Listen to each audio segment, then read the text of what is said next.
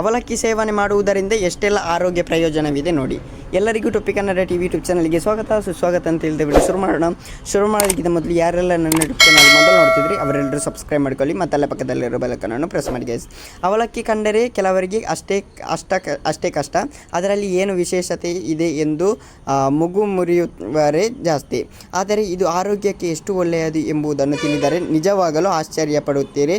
ಕೃಷ್ಣ ಸುಧಾಮರ ಸ್ನೇಹದ ಪ್ರತೀಕವಾದ ಈ ಅವಲಕ್ಕಿಯಿಂದ ವಿವಿಧ ರೀತಿಯ ಆಹಾರಗಳನ್ನು ಮಾಡುವುದು ಸುಲಭ ಒಂದೇ ಅಲ್ಲ, ಅದನ್ನು ಜೀರ್ಣಿಸಿಕೊಳ್ಳುವುದು ಕೂಡ ಅಷ್ಟೇ ಸುಲಭವಾಗಿರುತ್ತದೆ. ಅದರಲ್ಲಿಯೂ ನಾವು ಪ್ರತಿನಿತ್ಯ ಸೇವನೆ ಮಾಡುವ ಅನ್ನಕ್ಕಿಂತಲೂ ಹೆಚ್ಚು ಆರೋಗ್ಯ ಪ್ರಯೋಜನ ಇದರಲ್ಲಿ ಇದೆ. ಇದಲ್ಲದೆ ಅವಲಕ್ಕಿಯ ಉಪಹಾರ ಮತ್ತು ಸಂಜೆ ತಿಂಡಿಯಾಗಿಯೂ ಕೂಡ ಸೇವನೆ ಮಾಡಬಹುದು. ಹಾಗಾದರೆ ಏನೆಲ್ಲ ಲಾಭ ನೋಡೋಣ. ಅವಲಕ್ಕಿಯಲ್ಲಿ ಅನ್ನಕ್ಕಿಂತ ಕಡಿಮೆ ಕ್ಯಾಲೋರಿ ಇರುವುದರಿಂದ ತೂಕ ಇಳಿಸಿಕೊಳ್ಳಲು ಪ್ರಯತ್ನಿಸುತ್ತಿರುವವರಿಗೆ ಇದನ್ನು ಸೇವನೆ ಮಾಡಬಹುದು. ಅದರಲ್ಲಿಯೂ ನಿಮಗೆ ಚಪಾತಿ ಓಟ್ಸ್ ತಿಂದು ಬೇಸರವಾಗಿದ್ದರೆ ನೀವು ಅವಲಕ್ಕಿ ಸೇವನೆ ಮಾಡಬಹುದು. ಎರಡನೇದು ಬಂದುಬಿಟ್ಟು ಅವಲಕ್ಕಿ ಬಹುಬೇಗ ಜೀರ್ಣವಾಗುವುದರಿಂದ ಇದನ್ನು ಯಾವುದೇ ತೊಂದರೆ ಇಲ್ಲದೆ ಸೇವನೆ ಮಾಡಬಹುದು. ಮೂರನೇದು ಬಂದುಬಿಟ್ಟು ಅವಲಕ್ಕಿ ಪ್ರೊಬಯಾಟಿಕ್ ಗುಣವನ್ನು ಹೊಂದಿದ್ದು ಕರುಳನ್ನು ಆರೋಗ್ಯವಾಗಿಡಲು ಸಹಕರಿಸುತ್ತದೆ.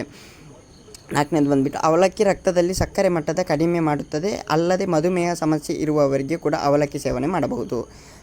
ಅವಲಕ್ಕಿಯ ಕಬ್ಬಿಣ ಮತ್ತು ಕಾರ್ಬೋಹೈಡ್ರೇಟ್ಗಳು ಸಮೃದ್ಧಿಯಾಗಿದ್ದು ಗ್ಲೈಸೆಮಿಕ್ ಇಂಡೆಕ್ಸ್ ಕಡಿಮೆ ಇರುತ್ತದೆ. ಹಾಗಾಗಿ ಅಕ್ಕಿಗಿಂತ ಅವಲಕ್ಕಿ ಹೆಚ್ಚು ಆರೋಗ್ಯಕರ ಎಂದು ತಜ್ಞರು ಹೇಳುತ್ತಾರೆ.